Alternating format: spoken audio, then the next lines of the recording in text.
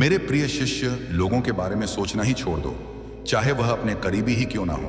खुद पर ध्यान दो, खुद के ऊपर काम करो। खुद को कैसे बदलना है, इस विषय पर हम आज एक आपको कहानी सुनाएंगे। अगर आप बुद्धा हब चैनल को सब्सक्राइब नहीं किया है तो सब्सक्राइब कर लें। तो चलिए शुरुआत करते हैं। बहुत समय पहले की बात है। एक बहुत ही बुद्धिमान सन्यासी एक जंगल के पास अपनी कुटिया बनाकर रहा करता था। जो भी उनके पास अपनी समस्या लेकर आता, वह बहुत ही बुद्धिमानी से उसकी समस्या का समाधान निकाल देते। एक दिन वह वहीं पास के ही एक गांव में भिक्षाटन के लिए गए। जब वह भिक्षा मांगकर वापस लौट रहे थे तो रास्ते में उन्हें एक युवा व्यक्ति ने रोक लिया और कहा, मैंने सुना है कि आप किसी भी समस्या को बड़ी बुद्धिमानी से सुलझा देते हैं। हालांकि मुझे तो ज्यादा विश्वास नहीं कि आप मेरी इस जटिल समस्या को सुलझा पाएंगे, लेकिन मैंने लोगों से आपकी बुद्धिमानी के बहुत से किस्से सुन रखे हैं। इसलिए मैं आपसे एक बात जानना चाहता हूं कि हमें किसी भी काम में असफलता की घबराहट क्यों होती और हम अपने किसी भी लक्ष्य को असफलता के घबराहट के बिना कैसे प्राप्त कर सकते हैं। युवा व्यक्ति का यह प्रश्न सुन बौद्ध सन्यासी मुस्कुराए और बोले, मैं तुम्हारे इस प्रश्न का उत्तर जरूर दूंगा और उसके बाद से तुम्हारी सारी घबराहट भी खत्म हो जाएगी। लेकिन उससे पहले तुम्हें मेरे साथ मेरी कुटिया तक चलना होगा। वह युवा लड़का उस सन्यासी की बुद्धिमत्ता को परखना चाहता था, इसीलिए वह कुटिया तक जाने के लिए तैयार हो गया। इसके बाद वह बौद्ध सन्यासी उस लड़के को अपने जंगल के पास बनी कुटिया में लेकर आए। लेकिन तब तक शाम हो चुकी थी, इसीलिए वह भोजन करके सो गए। अगले दिन जब वह उठे तो बुद्धिमान सन्यासी ने उस लड़के से कहा, चलो आज मैं तुम्हें जंगल की सैर करा के लाता हूं। और वह दोनों जंगल की तरफ निकल पड़े। कुछ देर बाद बुद्धिमान सन्यासी ने उस लड़के को एक गुफा दिखाई और कहा, चलो मैं तुम्हें उस गुफा की सैर कराता हूं। लड़के ने कहा, हाँ चलो, मुझे भी जंगल की गुफा देखने की काफी दिनों से इच्छा थी। इसके बाद वे दोनों गुफा के अंदर चले गए। गुफा के अंदर काफी अंधेरा था, लेकिन थोड़ी देर बाद बौद्ध सन्यासी चुपके से गुफा से बाहर निकल आए और उस गुफा के द्वार को बाहर से बंद कर दिया।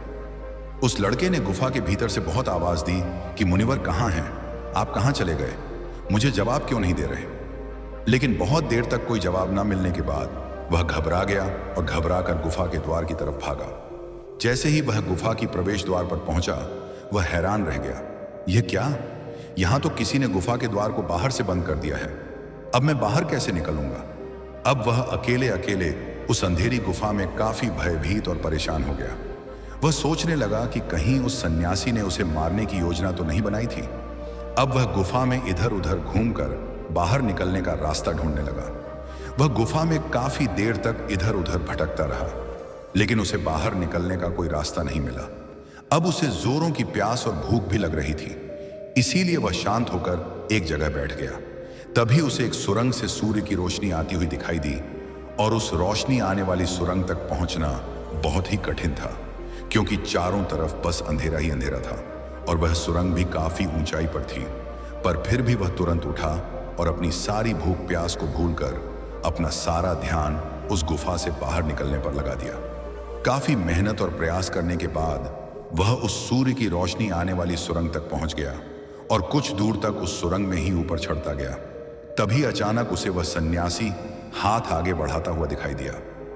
वह लड़का झट से उस सन्यासी का हाथ पकड़कर बाहर आ गया और बाहर निकलते ही उस सन्यासी को गुस्से से चिल्लाकर कहा, मुनिवर, आप पागल हो गए हैं। आप मुझे अंधेरी गुफा में अकेले छोड़कर आ गए।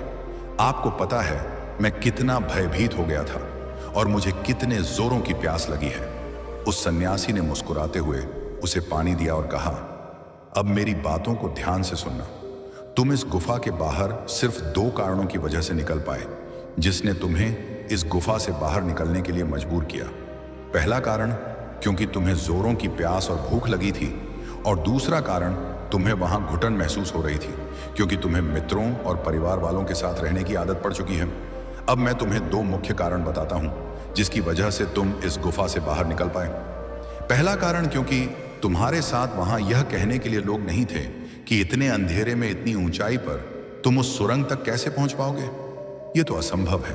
और दूसरा कारण वहां यह कहने के लिए भी लोग नहीं थे कि चलो कोई दूसरा रास्ता देखते हैं, इससे भी आसान रास्ता मिल जाएगा और हम बहुत आसानी से इसको फिर से बाहर निकल जाएंगे। सफलता प्राप्त करने का नियम भी कुछ ऐसा ही है।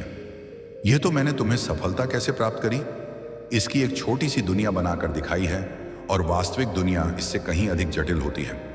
वहां हमें सलाह देने के लिए बहुत से फलत लोग मिल जाते हैं जो खुद तो कुछ कर नहीं पाए, लेकिन हमें ज्ञान देंगे कि यह मत करो, यह बहुत कठिन है, यह तुमसे ना हो पाएगा। इससे अच्छा तो तुम वह काम कर लो, उसमें तुम्हें निश्चित रूप से सफलता मिल जाएगी।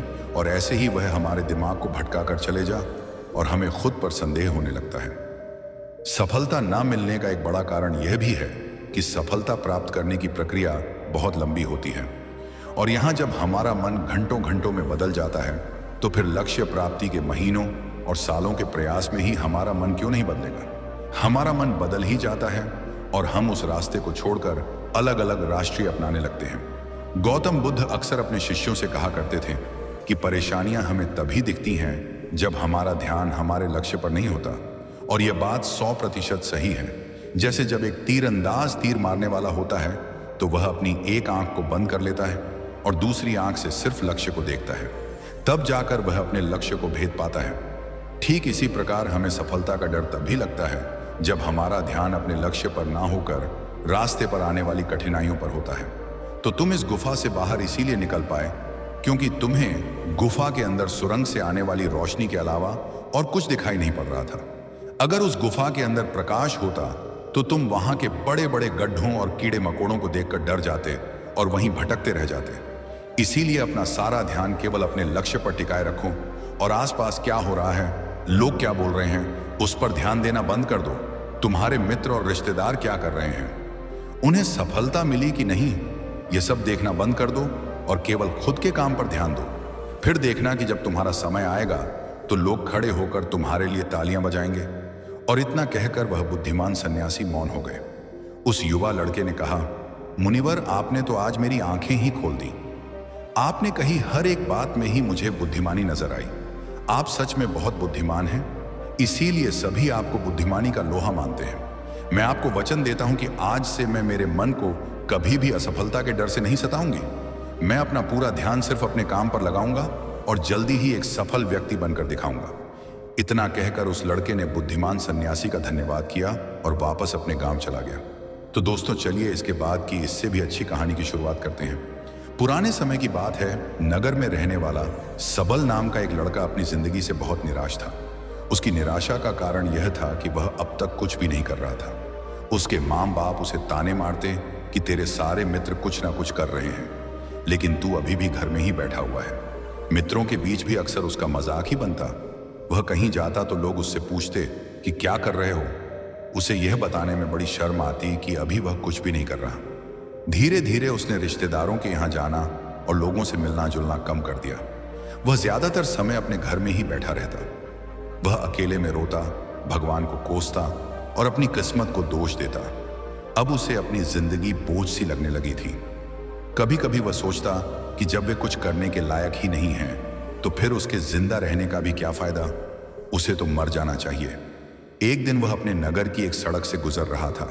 तभी उसने देखा कि एक गुरु दुख के ऊपर प्रवचन दे रहे हैं। वह भी वहीं भीड़ में पीछे बैठ गया और गुरु के प्रवचन सुनने लगा।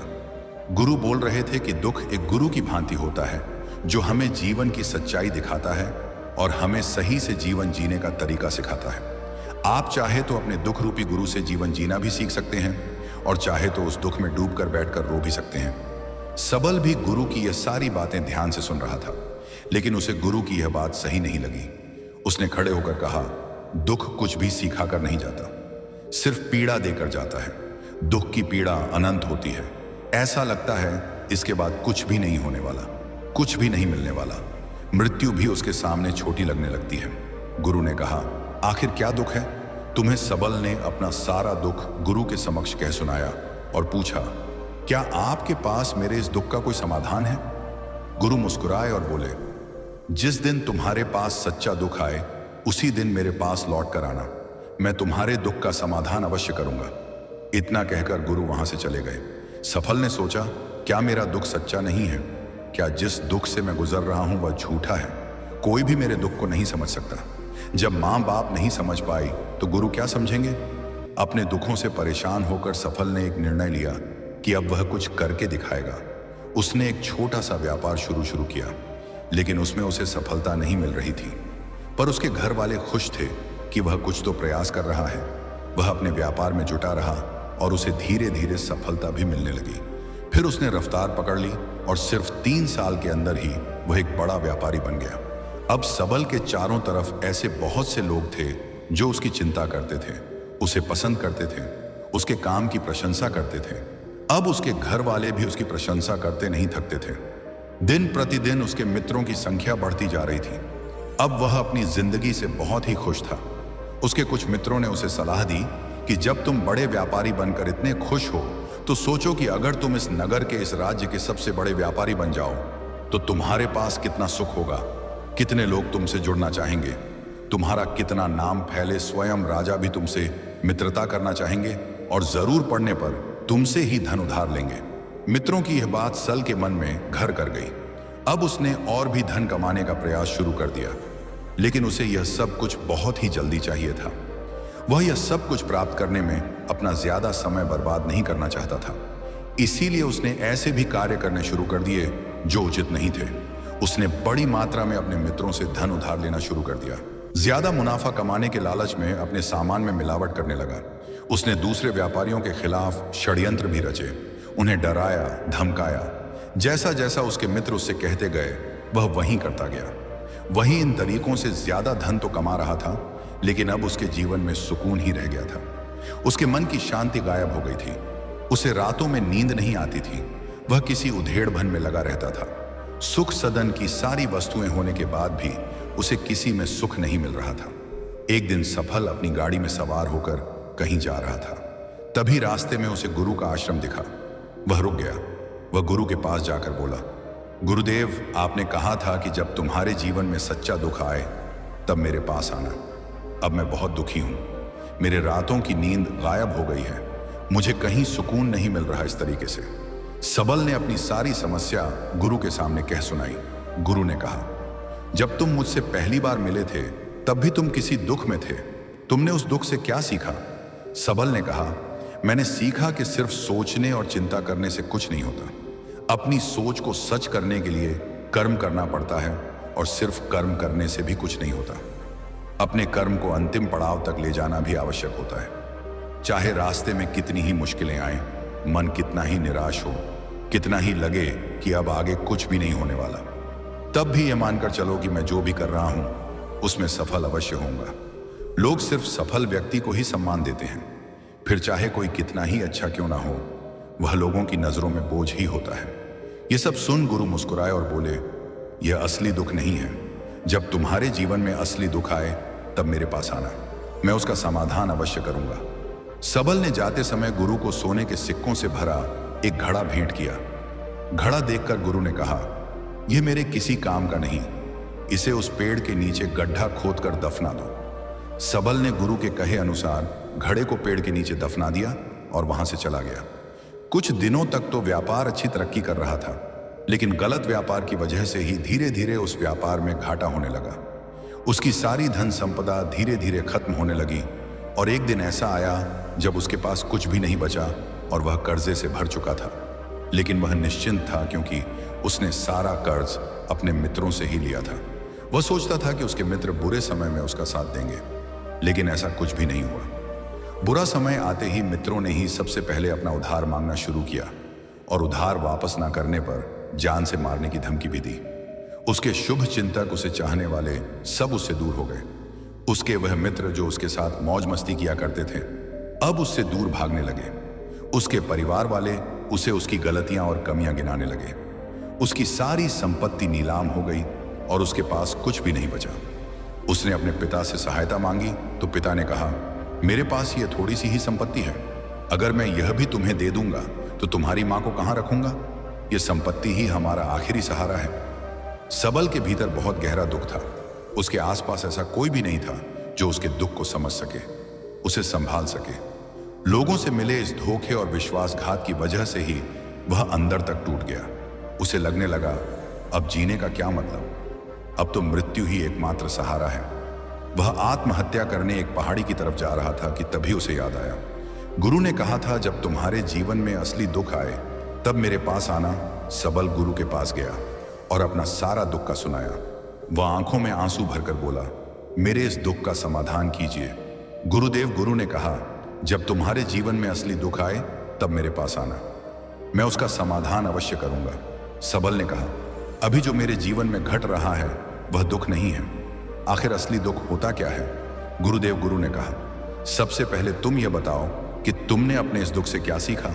सबल ने कहा, मैंने सीखा कि जो लोग हमारी सफलता, हमारी तरक्की की वजह से हमारे जीवन में आए हैं वह हमें धोखा अवश्य देंगे, क्योंकि वह बुरे समय में हमारे साथ खड़े नहीं होंगे।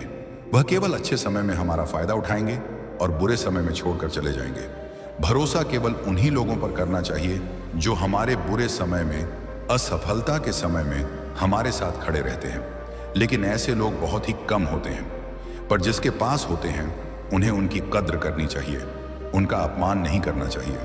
मैंने यह भी सीखा कि कभी किसी के खिलाफ षड्यंत्र नहीं करना चाहिए, ईमानदारी और धैर्य के साथ अपना काम करना चाहिए और कभी लालच नहीं करनी चाहिए। अपना सारा दुख और अनुभव बताने के बाद सबल आंखों में आंसू भरकर गुरु के सामने बैठा रहा। थोड़ी देर बाद गुरु उठे और उस पेड़ के नीचे गड्ढा खोदकर वह घड़ा बाहर निकाला जो सोने के सिक्कों से भरा हुआ था, और उस सबल को दे दिया और कहा, जब तुम्हारे जीवन में असली दुख आए तब मेरे पास आना। सबल ने गुरु को धन्यवाद दिया और उन्हें प्रणाम कर वहां से चला गया। उसने उस घड़े से एक छोटा व्यापार शुरू किया और वह एक छोटा व्यापारी बनकर भी खुश था। उसने पूरी लगन और ईमानदारी से व्यापार किया। देखते ही देखते वह अपने नगर का फिर एक बड़ा व्यापारी बन गया। उसका जीवन खुशियों और सुविधाओं से भर गया। लेकिन कोई कितना भी अच्छा हो, कितना भी अच्छा काम करें, दान करें, लोगों की मदद करें, लेकिन जीवन में दुख तो आता ही है। तो सबल के जीवन में भी दुख आया। उसके माता पिता एक ही दिन में मृत्यु को प्राप्त हो गए। सबल अपने माता पिता से बहुत प्रेम करता था, इसलिए उसे उनकी मृत्यु से बहुत गहरा आघात पहुंचा। वह उन दोनों के पार्थिव शरीर को शमशान घाट ले गया, जहां उनकी अंतिम क्रिया की गई। वहां उसने अपने माता पिता के शरीर को जलते हुए देखा तो उसका मन बेचैन हो गया। उसके अंदर बहुत से प्रश्न उठने लगे। वह घर वापस आया तो उसने अपने माता पिता के घर और संपत्ति को देखा, जिसके लिए उसके पिता हमेशा लड़ते रहते थे। आज वह लावारिस पड़ी है। आज उसकी देखरेख करने वाली, उसके लिए लड़ने वाली इस दुनिया से ही चले गए। उसके पिता ने जो भी कमाया था, जो भी बनाया था, वह सब यही रह गया था।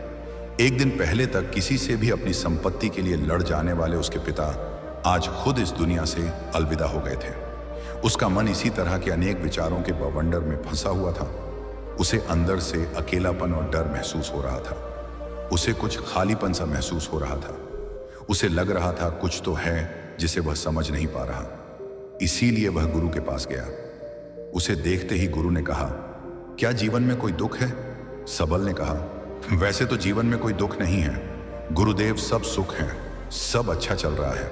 लेकिन आज मेरे माता पिता की मृत्यु हो गई। इस घटना से मेरा मन बहुत दुखी और बेचैन है। गुरु ने कहा, इसमें दुखी होने वाली कौन सी बात है? एक दिन तो सभी के प्रियजनों को मरना ही है। हमेशा जीवित ना तो कोई रहा है और ना ही कोई रहेगा। एक दिन तो तुम्हें भी मरना ही है। हो सकता है कल ही मर जाओ या आज भी मर सकते हो। सबल ने कहा, यह आप क्या कह रहे हैं गुरुदेव कि मैं भी मर जाऊंगा? पर मैं तो अभी जवान हूं। गुरु ने कहा, इस भ्रम में तो सभी जी रहे हैं कि मृत्यु दूसरों को आती है, बूढ़ों को आती है, लेकिन बूढ़ों के सामने ही जवान मर जाते हैं, बच्चे मर जाते हैं। मृत्यु का किसी की उम्र से कोई संबंध नहीं। ये तो सबको अपना शिकार बना लेती है। गुरु की यह बातें सबल के मन में घर कर गई और वह चुपचाप वहां से चला गया। लेकिन उसका मन अभी बेचैन था, अब भी अशांत था। वह कुछ खालीपन सा महसूस कर रहा था। वह पूरे दिन अपने बारे में ही सोचता रहता कि वह कौन है, इस दुनिया में क्यों आया है। क्या सिर्फ चीजों का प्रयोग करना और मरना ही जीवन का लक्ष्य है? ऐसे ही बहुत से प्रश्न उसके मन में लगातार उठ रहे थे, लेकिन उसे अपने किसी भी प्रश्न का उत्तर नहीं मिल पा रहा था और उसका दुख दिन प्रतिदिन बढ़ता जा रहा था। इसीलिए कुछ दिनों बाद वह फिर गुरु के पास पहुंचा और बोला, गुरुदेव, मैं बहुत दुखी हूं, क्योंकि मैं यह नहीं जान पा रहा कि मैं कौन हूं और इस दुनिया में क्यों आया हूं। यह सुन गुरु मुस्कुराए और बोले, आज पहली बार तुम्हारे जीवन में सच्चा दुख पैदा हुआ है। वास्तव में यही है जो दुख कहलाने के लायक है कि हमें पता नहीं कि हम कौन हैं, क्यों आए हैं, क्या करना है, कैसे करना है। सबल ने कहा, गुरुदेव, मेरे इस दुख का समाधान कीजिए। गुरु ने कहा, हम सभी इंसान जीवन भर क्या इकट्ठा करते रहते हैं, सबल ने कहा, सभी इंसान जीवन भर धन संपत्ति, मान सम्मान, परिवार, मित्र पद, प्रतिष्ठा इत्यादि इकट्ठा करते रहते हैं। गुरु ने कहा, क्या इन इकट्ठा की हुई सभी चीजों में से एक भी चीज हम अपने साथ ले जा सकते हैं? सबल ने कहा, नहीं गुरुदेव, इनमें से कुछ भी साथ नहीं जाता। मेरे माता पिता के साथ भी कुछ नहीं गया, सब तो यही छूट गया, घर, परिवार, संपत्ति, सब कुछ। गुरु ने कहा, अब मेरी बातों को ध्यान से सुनना। इस दुनिया में हमें जो इकट्ठा करना चाहिए वह तो हम कभी इकट्ठा करते ही नहीं। चीजें हमारे सामने ही होती हैं, लेकिन हम उन्हें देखने का प्रयास ही नहीं करते। इस दुनिया में हमें जिस चीज को इकट्ठा करना है वह हम खुद हैं। हमें खुद को ही इकट्ठा करना है, ताकि जब मृत्यु हो तो हम एक हो सके और स्वयं को पहचान सके। हम भीतर से बटे हुए हैं, प्रेम में, नफरत में, क्रोध में, जलन में, क्रूरता में, धन में, संपत्ति में, पद में, प्रतिष्ठा में, मान में पहचान में, धर्म में, जाति में, ऐसे ही सैकड़ों हजारों चीजों और वासनाओं में हम बटे हुए हैं। हम टुकड़ों में जीवन जी रहे हैं। इस बंटवारे की वजह से हमारी चेतना कभी एक नहीं हो पाती। हमारी चेतना शक्ति बिखर गई है, इसीलिए हमारे पास इतना भी समय नहीं है, इतनी भी ऊर्जा नहीं है कि हम मुड़कर एक बार अपने भीतर देख सकें। वास्तव में जिस धन की कमी, सुविधाओं की कमी, मान सम्मान की कमी को लोग दुख समझते हैं और जीवन भर उसे दुख दुख बोलकर रोते रहते हैं और उनका समाधान खोजने का प्रयास करते रहते हैं, उन्हें उसका समाधान कभी मिलेगा ही नहीं।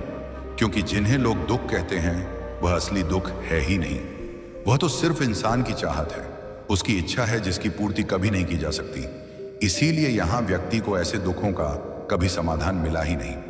इसीलिए इन सब के ऊपर अगर अपने दुखों का परम समाधान चाहिए तो सबसे पहले अपने आप को इकट्ठा करो। अपनी ऊर्जा को इस संसार से वापस खींचो और एकत्रित करो। अपने ऊपर ध्यान दो, खुद पर ध्यान लगाओ। मृत्यु से पहले ही अपने आप को पहचान लो, ऐसे ही बिखरे हुए मत। चलो, सबल ने कहा, तो क्या गुरुदेव हमें यह संसार छोड़ देना चाहिए? अपनी सभी इच्छाओं को मार देना चाहिए, किसी से प्रेम नहीं करना चाहिए, धन संपत्ति नहीं इकट्ठा करनी चाहिए, मान सम्मान की आशा छोड़ देनी चाहिए। गुरु ने कहा, एक बिखरे हुए मनुष्य के अंदर से कामनाएं, इच्छाएं और वासना ऐसे ही निकलती हैं जैसे पहाड़ से कोई पत्थर गिर रहा हो, जिस पर पहाड़ का कोई नियंत्रण नहीं है, सिवाय देखने, परेशान होने और कुछ होने के। इसी प्रकार एक बिखरे हुए मनुष्य की इच्छाएं अनियंत्रित और दुखदायी होती हैं। उसका अनियंत्रित मन कुछ भी इच्छाएं और कल्पनाएं करता रहता है और दुखी होता रहता है। लेकिन जब व्यक्ति एकत्रित हो जाता है तो वह जो भी करता है सब उसके नियंत्रण में रहता है, तब इच्छाएं भी उसकी इच्छा से निकलती हैं। सबल ने कहा, गुरुदेव आपने मेरे सच्चे दुख का समाधान कर दिया, आपका बहुत बहुत धन्यवाद। आज से मैं खुद को एकत्रित करने का प्रयास करूंगा। गुरु ने कहा, मानो शरीर में बहुत ऊर्जा है, बहुत शक्ति है और यह बेकार के कामों में भटक रह गई है, पृथ्वी की चीजों में लगी रहती है। यह ऐसा ही है जैसे कि एक अत्यंत शक्तिशाली मशीन किसी बच्चे के हाथों में दे दी गई हो और वह बिना सोचे समझे, बिना किसी नियंत्रण और जानकारी के बस इसकी शक्ति को कहीं भी बर्बाद कर रहा हो। इसीलिए अपने चेतना की शक्ति पर ध्यान दो और इसे एकत्रित करो। सफल को अपने प्रश्नों का उत्तर मिल चुका था। उसने गुरु का धन्यवाद किया और चुपचाप वहां से चला गया। दोस्तों, मैं उम्मीद करता हूं कि यह कहानी सुनने से आपके जीवन में अच्छे बदलाव आए होंगे। आपको इस वीडियो से क्या सीखने मिला, ये कमेंट करके जरूर बताएं और अपने परिवार, दोस्तों या आपके करीबी इंसान के साथ यह कहानी शेयर करके उन्हें भी इस ज्ञान से परिचित करवाएं। धन्यवाद। नमो बुद्धाय। बुद्ध ने कहा था कि कठिन समय जितना बड़ा होगा, समय बदलने का अवसर उतना ही करीब होगा। अगले दिन अचानक गांव में खबर फैली कि एक बड़ा तूफान आने वाला है। लोग डर गए, सभी ने अपने घरों के दरवाजे बंद कर लिए। युवक समझ नहीं पा रहा था कि यह सब क्या हो रहा है। वह जंगल की ओर देखने लगा, जहां बुद्ध रहते थे। उसे महसूस हुआ जैसे बुद्ध उसे फिर बुला रहे हों। वह तुरंत जंगल की ओर भागा। रास्ते में भारी हवाएं उठने लगी, पेड़ हिल रहे थे जैसे प्रकृति भी चेतावनी दे रही हो। पर उसके कदम रुक नहीं रहे थे, क्योंकि वह जानता था कि यह तूफान बाहरी नहीं है, यह उसके जीवन का तूफान है, जिसे पार करते ही उसका समय बदलने वाला है। वह बुद्ध के पास पहुंचा। उन्होंने उसे देखते ही कहा, तूफान आ रहा है, लेकिन यह तूफान प्रकृति का नहीं, यह तुम्हारे भीतर का तूफान है। जो तुम्हें तोड़ता है वही तुम्हें बनाता है। युवक ने कहा, भगवान, मेरे पिता बीमार हैं, गांव में लोग डर रहे हैं, मेरा मन हिल रहा है क्या? मैं शांति बनाए रख पाऊंगा? बुद्ध ने कहा, जब भीतर भय उठे तो समझो तुम्हारी परीक्षा शुरू हो गई है, और जब भय को देखते हुए तुम स्थिर रहो तो समझो तुम परीक्षा पार कर रहे हो। बुद्ध ने जंगल की ओर देखा और बोले, तुम्हारा समय अब बहुत पास है, लेकिन सबसे बड़ा नियम यह है कि समय सिर्फ उनके करीब आता है जो अपने सबसे बुरे दिन पर भी शांत रह सके। युवक की सांस तेज हो गई। उसने पूछा, भगवान अगर मैं टूट गया तो? बुद्ध ने कहा, तब समय तुम्हें छोड़ देगा और किसी और को चुन लेगा। याद रखना, समय कभी रुकता नहीं, वह सिर्फ दिशा बदलता है, लेकिन वह शांत लोगों की ओर ही मुड़ता है। तभी तेज हवा चली, आसमान घना काला हो गया, जैसे अंधेरा पूरे जंगल को निगल देगा। बुद्ध ने युवक की ओर देखा और बोले, आज रात तुम्हें अपने भीतर के तूफान से लड़ना है। जो जीत गया उसका समय बदल जाएगा, जो हार गया वह फिर वर्षों तक अपने ही भय में खोया रहेगा। युवक अब स्थिर था, उसके चेहरे पर दृढ़ता और हल्की सी शांति एक साथ थी, जैसे उसने भीतर ही भीतर किसी महान शक्ति को छू लिया हो। बुद्ध मुस्कुराए और बोले, यही शुरुआत है। अब जाओ और आज रात को स्वीकार करो, क्योंकि यह रात तुम्हारे भाग्य का दरवाजा खोलने वाली है। रात धीरे धीरे गहरी होती जा रही थी। जंगल अंधेरे में समा चुका था और हवा ऐसी घूम रही थी जैसे किसी अदृश्य शक्ति की उंगलियां पेड़ों को हिलाकर इशारा कर रही हों। युवक गांव लौट रहा था, लेकिन उसके मन में बुद्ध के शब्द तूफान से भी भारी थे। समय तुम्हें तभी चुनता है जब तुम अपने सबसे बुरे रात में भी शांत रहो। यह वाक्य जैसे उसके दिल में आग भी जला रहा था और रोशनी भी बिखेर रहा था। रास्ते में अचानक एक जगह हवा बिल्कुल शांत हो गई, जैसे तूफान का दिल हो, जहां बाहर सब कुछ उथल पुथल हो पर भीतर एक रहस्यमयी शांति छिपी हो। युवक वहीं रुक गया। उसे लगा जैसे कोई अदृश्य द्वार उसके सामने खुल रहा है। उसकी रीढ़ में ठंडक दौड़ गई। वह धीरे से बोला, भगवान, क्या यह वही क्षण है जब समय किसी को चुनता है? पर जवाब हवा में नहीं था, जवाब उसके भीतर उठ रहा था। उसने महसूस किया कि उसका मन अब डर और उम्मीद के बीच खड़ा है। बस एक कदम गलत और सब खत्म, पर एक कदम सही और पूरी किस्मत बदल सकती है। गांव पहुंचते ही उसने देखा, लोग इधर उधर दौड़ रहे थे, कुछ रो रहे थे, कुछ अपने घरों को बांध रहे थे, जैसे कोई भयावह आंधी उनकी जिंदगी तोड़ देगी। युवक के पिता खाट पर लेटे थे, मां घबराई हुई थी, लेकिन युवक का चेहरा पहले जैसा नहीं था। उसके चेहरे पर अब एक हल्की स्थिरता थी, जैसे तूफान के बीच खड़ा एक दीपक जो बुझता नहीं, सिर्फ चमकता है। वह पिता का हाथ पकड़कर बोला, पिता, मुझे डर नहीं लग रहा। पिता ने आश्चर्य से देखा और बोले, बेटा, तूने सच में बुद्ध के शब्द अपने भीतर उतार लिए हैं। रात बढ़ती जा रही थी, बिजली चमकने लगी, बादलों की गड़गड़ाहट जैसे पर्वतों को चीरकर आकाश में गूंज रही थी। गांव वाले अपने घरों में छिप गए। युवक अकेला बाहर खड़ा था, जैसे किसी अदृश्य शक्ति को चुनौती दे रहा हो। उसके सामने आसमान फटता दिख रहा था, पेड़ झुक रहे थे, हवा चीख रही थी, पर उसके चेहरे पर हल्की मुस्कान थी, क्योंकि वह जानता था यह तूफान बाहरी नहीं, यह उसके मन का दर्पण है। जितना मन स्थिर होगा उतना ही यह तूफान कमजोर पड़ेगा। तभी अचानक एक विशाल आवाज हुई, जैसे हवा किसी दानव की तरह उसके सामने खड़ी हो गई। युवक ने महसूस किया कि उसका दिल तेज धड़क रहा है, पर वह खड़ा रहा। हवा ने उसके कपड़े उड़ाए, धूल उसकी आंखों में घुसी, पर उसने पलक नहीं झपकाई। उसे याद था, बुद्ध ने कहा था कि जब तुम डर को बिना भागे देख लेते हो तब डर भस्म हो जाता है। हवा और तेज हुई, जैसे किसी परीक्षा की अंतिम घड़ी हो। वह युवक को धकेलना चाहती थी, गिराना चाहती थी, पर वह पत्थर की तरह अड़ा रहा। उसकी सांसें भारी हो रही थी, पर मन भीतर शांत था। अचानक उसके भीतर एक आवाज उठी जो उसकी अपनी नहीं थी, जैसे बुद्ध की फुसफुसाहट हो, शांत रहो, लहरें उठेंगी, गिरेंगी, तुम स्थिर रहो। उसी क्षण एक अद्भुत घटना हुई। हवा कुछ क्षण के लिए रुक गई, बिजली थम गई। गांव के ऊपर छाए काले बादल जैसे रुककर उसी युवक को देखने लगे, और उसी पल युवक के भीतर गहरी शांति फैल गई, जैसे समय का हाथ उसके कंधे पर रखा गया हो। उसे लग रहा था जैसे दुनिया थम गई है, उसके चारों ओर तूफान है, पर उसके भीतर ऐसी शांति है जैसी उसने कभी महसूस नहीं की थी। यही वह क्षण था जिसका इशारा बुद्ध ने किया था। जब तूफान अपने चरम पर होता है, उसी क्षण अवसर का दरवाजा खुलता है। तभी अचानक एक बूढ़ी गांव की महिला उसके पास आई जिसका घर तूफान में गिरने वाला था। वह चिल्लाई, बेटा मदद करो, मेरा घर ढहरा रहा है। युवक बिना सोचे उसके पीछे भागा। हवा तेज थी पर उसके कदम नहीं डगमगाए, क्योंकि अब उसका मन शांत था। उसने लकड़ियों को पकड़कर महिला के घर की दीवार संभालने में मदद की। अन्य गांव वाले भी बाहर आ गए। युवक की स्थिरता को देखकर उनमें हिम्मत आ गई और धीरे धीरे पूरा गांव तूफान का सामना करने में जुट गया। आश्चर्यजनक रूप से तूफान की ताकत कम होने लगी, जैसे किसी ने उसकी शक्ति छीन ली हो, और कुछ घंटों में तूफान रुक गया। बादल हटने लगे, हवा शांत हो गई। सुबह की पहली किरणें गांव पर पड़ने लगी और हर व्यक्ति के मन में एक ही सवाल था, यह तूफान इतना अचानक क्यों रुका? सब युवक की ओर देखने लगे, क्योंकि उन्होंने देखा था कि जब पूरा गांव डर रहा था तब सिर्फ वही शांत खड़ा था। उसके पिता ने कहा, बेटा तूने तूफान को नहीं शांत किया, तुमने अपने मन को शांत किया, और जब मन शांत होता है तो दुनिया का तूफान भी हार मान लेता है। युवक आकाश की ओर देखने लगा। उसे लगा जैसे बुद्ध की मुस्कान बादलों के पीछे से उसे देख रही हो।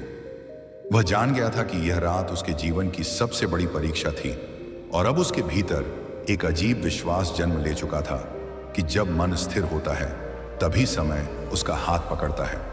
उसी सुबह वह फिर बुद्ध के पास गया। बुद्ध उसे देखकर बोले, तुमने पहला द्वार पार कर लिया है, अब तुम्हारा समय बदलने का सफर शुरू हो चुका है। युवक सुबह सुबह जंगल के रास्ते पर चल रहा था। हवा शांत थी, पर उसके भीतर कुछ तेजी से धड़क रहा था, जैसे कोई अदृश्य शक्ति उसे पुकार रही हो। उसे लग रहा था कि बुद्ध आज कुछ बड़ा प्रकट करने वाले हैं। वह तेज कदमों से चलता रहा और कुछ ही देर में बुद्ध के आश्रम पहुंच गया। बुद्ध एक ऊंचे वृक्ष के नीचे बैठे थे। आंखें बंद थीं, जैसे वे ब्रह्मांड की धड़कन सुन रहे हों। युवक दूर खड़ा रहा, क्योंकि उसने पहली बार महसूस किया था कि बुद्ध की शांति सिर्फ शांति नहीं है, बल्कि ऐसी ऊर्जा है जो समय को भी झुका सकती है। बुद्ध ने धीरे से आंखें खोली और बोले, तुम आ गए, अच्छा है, क्योंकि आज तुम वह सीख सुनोगे जो किसी को आसानी से नहीं मिलती। युवक बैठ गया। उसका दिल तेजी से धड़क रहा था। बुद्ध ने कहा, तूफान सिर्फ शुरुआत था, अब असली मार्ग खुल रहा है। तुमने पहले संकेत को पार किया जब जीवन ने तुम्हें चेतावनी दी, तुम नहीं टूटे। दूसरा संकेत तब आया जब जीवन ने तुम्हें परीक्षा दी, तुम स्थिर रहे।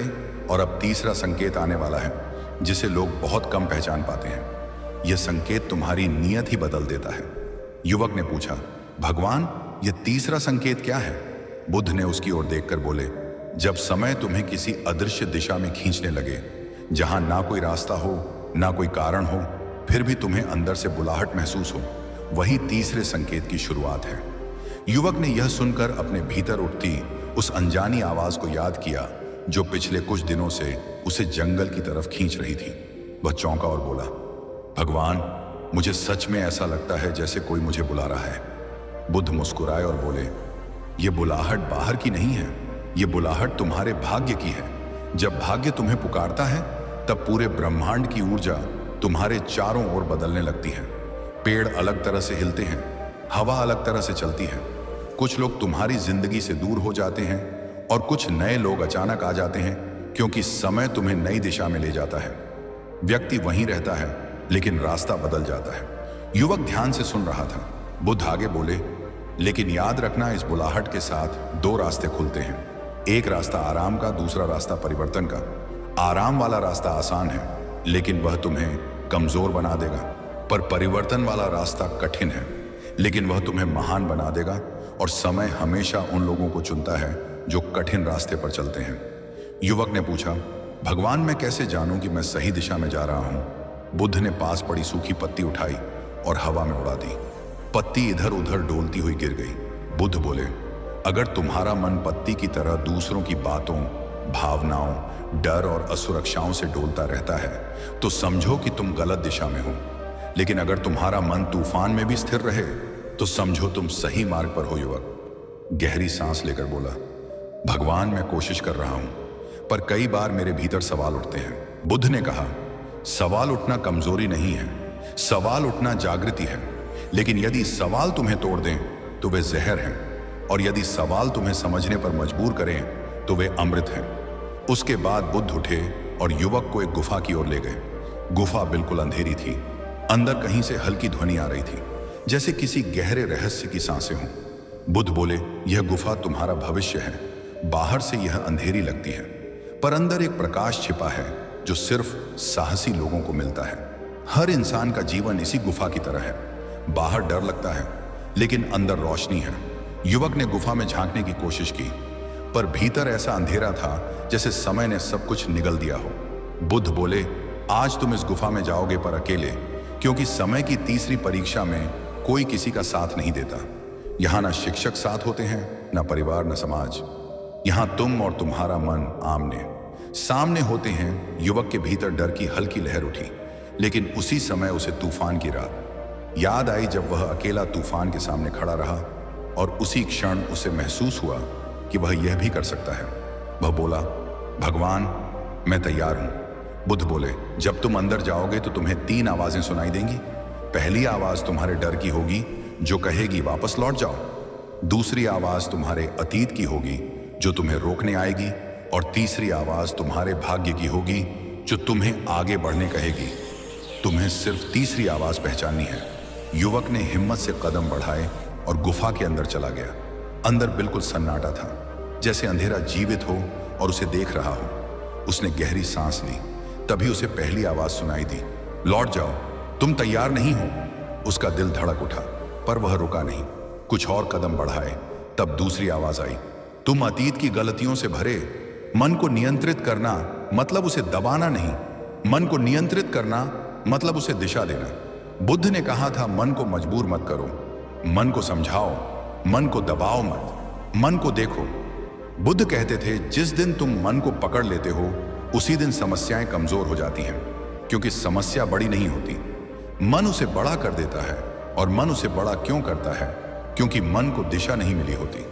बचपन से हमें सब कुछ सिखाया जाता है, भाषा, गणित, व्यवहार, काम, पर यह नहीं सिखाया जाता कि मन को कैसे संभालें। इसलिए बड़े होने पर हम सबसे अधिक उसी चीज से हारते हैं जिसे संभालना हमें सिखाया ही नहीं गया। एक और उदाहरण मान लो, किसी ने आपको गुस्से में 2 बातें बोल दी। शब्द हवा की तरह आए और चले गए, लेकिन मन उन्हें पकड़ कर रख लेता है। उन्हें चबाता है, पलटता है, बढ़ाता है, कल्पनाएं बनाता है। उसने ऐसा क्यों कहा? मैं गलत हूं। वो गलत है। देखा, समस्या 2 शब्द नहीं थे, समस्या थी। मन ने उन्हें पकड़ कर रखा। जबकि बुद्ध कहते थे, जो शब्द तुम्हें घायल करें उन्हें मन में स्थान मत दो। वे तुम्हारे भीतर जितना समय रहेंगे, तुम उतना दुख अनुभव करोगे। मन को नियंत्रित करने का पहला कदम है अनावश्यक चीजों को पकड़ कर ना रखना। पर हम रोज यही गलती करते हैं। कभी किसी के कमेंट को पकड़ कर रखते हैं, कभी किसी की राय को, कभी किसी के व्यंग को, कभी किसी की शक्ल को। यदि मन को हम डस्टबिन बना देंगे तो उसमें गंदगी ही जमा होगी। अगर मन को मंदिर जैसा बनाएंगे तो उसमें शांति होगी, स्पष्टता होगी और जीवन सरल होगा। आप गौर कीजिए, एक इंसान सुबह से शाम तक उन्हीं चीजों में फंसा रहता है जिन्हें वह छोड़ सकता था। वही बुरा कमेंट, वही बुरा अनुभव, वही पुरानी गलती, वही चिंता, वही डर। बुद्ध ने कहा था, छोड़ देना भी एक कला है, पर हम छोड़ना नहीं जानते। इसीलिए मन भारी रहता है। मन खाली हो जाएगा तो डर घर करेगा। यह सच है। कभी आपने रात में कमरे में लाइट बंद करके देखा होगा? आपको पता होता है कि कमरा वही है, कुछ बदला नहीं, पर अंधेरा मन को भ्रमित कर देता है। मन कहता है कुछ है, लेकिन जैसे ही आप लाइट ऑन करते हैं, भ्रम खत्म। जीवन में भी ऐसा ही है। मन में जब प्रकाश कम हो जाता है, प्रकाश यानी समझ, जागरूकता, बुद्धि तो डर, भ्रम, शक घर कर लेते हैं। उन्हें भगाने के लिए बाहरी रोशनी नहीं, भीतर की रोशनी चाहिए। बुद्ध कहते थे, जो भीतर जाग गया वह बाहर की दुनिया से कभी नहीं डरता। और भीतर जागने का मतलब है मन को समझना और मन पर अधिकार पाना। अब बात आती है, मन मजबूत कैसे हो? मजबूती का मतलब गुस्सा नहीं, जिद नहीं, कठोरता नहीं। मजबूती का मतलब है शांत रहकर सही निर्णय लेने की क्षमता। जीवन में कितनी ही बार आपने देखा होगा, जब आप शांत रहे तब आपने सही फैसला लिया। जब भावनाएं हावी हुई तब गलतियां हुई। मन का नियंत्रण यही है। भावनाएं आएंगी, लेकिन आप उनके गुलाम नहीं बनेंगे। बुद्ध ने कहा था, भावनाएं मेहमान हैं, उन्हें आने दो, बैठने दो, पर उनका मालिक मत बनो। लेकिन हम क्या करते हैं? भावनाएं आती हैं और हम उन्हें सिंहासन पर बैठा देते हैं। गुस्सा आया, हम उसे सच मान लेते हैं। डर आया, हम उसे हकीकत मान लेते हैं। शक आया, हम उसे प्रमाण मान लेते हैं। चिंता आई, हम उसे भविष्य मान लेते हैं। जबकि बुद्ध कहते हैं यह सब सिर्फ मन की तरंगें हैं। तरंगों को समुद्र नहीं माना जाता। अब जरा एक पल रुक कर सोचना, आपका जीवन आज जहां है वहां तक पहुंचने में कितने फैसलों ने भूमिका निभाई है, और उन फैसलों में कितने ऐसे थे जो मन के नियंत्रण में आकर ले गए थे। कितने फैसले डर से लिए, कितने गुस्से में, कितने भ्रम में, कितने दूसरों को देखकर, कितने तुलना में। अगर मन कमजोर है तो फैसले गलत होंगे ही, और गलत फैसले जीवन को गलत दिशा में ले जाते हैं। यही कारण है कि बुद्ध कहते थे मन को संभालो, क्योंकि मन नहीं संभला तो जीवन बिखर जाएगा। मन मजबूत हुआ तो जीवन अपनी दिशा खुद खोज लेगा। एक बार एक युवक बुद्ध के पास आया और बोला, भगवान मेरा मन बहुत दौड़ता है, कभी किसी के सामने रुकता ही नहीं, मैं क्या करूं? बुद्ध ने कहा, तुम नदी को रोक नहीं सकते, पर नदी की दिशा बदल सकते हो। यही मन के साथ करना है। उसे रोको मत, दबाओ मत, उसे सही दिशा दो। धीरे धीरे मन शांत होगा, मजबूत होगा, स्थिर होगा। फिर आपको खुद महसूस होगा निर्णय स्पष्ट, दिशा स्पष्ट, जीवन हल्का, सिर शांत। यही वह अवस्था है जहां दुनिया आपको नहीं संभालती। आप दुनिया को संभालने लगते हैं, और ठीक इसी स्थान पर जहां मन मजबूत हो जाता है। वह ज्ञान जो बताता है कि मन के बाद आता है शब्दों का नियंत्रण, क्योंकि मन संभल जाए तो शब्द भी संभलते हैं, पर मन बिखरा हो तो शब्द भी विष बनकर निकलते हैं। बोलने से पहले सोचने की उस गहरी कला की ओर जो इंसान की किस्मत बदल देती है। अगर दोस्तों आज की यह कहानी, ये सीख और बीच बीच में मेरा हल्का फुल्का मजाक आपको जरा सा भी पसंद आया हो ना, तो संकोच मत करना, दिल खोलकर लाइक कर देना, क्योंकि लाइक वही करता है जिसे दिल में हल्की सी शांति और चेहरे पर हल्की सी मुस्कान मिल जाए। और हाँ, अगर आप ऐसे ही मजेदार, प्रेरणादायक और दिल को छू लेने वाले वीडियो रोज देखना चाहते हैं तो अभी इसी समय चैनल को सब्सक्राइब बटन को ऐसे दबाइए जैसे कोई अपनी जिंदगी में पॉजिटिविटी भर रहा हो। सब्सक्राइब करेंगे तो हर नया वीडियो सबसे पहले आपकी स्क्रीन पर दस्तक देगा, थिंग और कहेगा चलो आज अपने दिमाग को थोड़ा सा अपग्रेड करते हैं। तो दोस्तों आज के लिए इतना ही। अपना ध्यान रखिए, मुस्कुराइए, सीखते रहिए, और याद रखिए जो सीखने नहीं रुकता उसे रोकने की ताकत दुनिया के पास भी नहीं होती। मिलते हैं अगले वीडियो में, तब तक पॉजिटिव रहो, खुश रहो और खुद का ख्याल रखो। नमो बुद्धाय।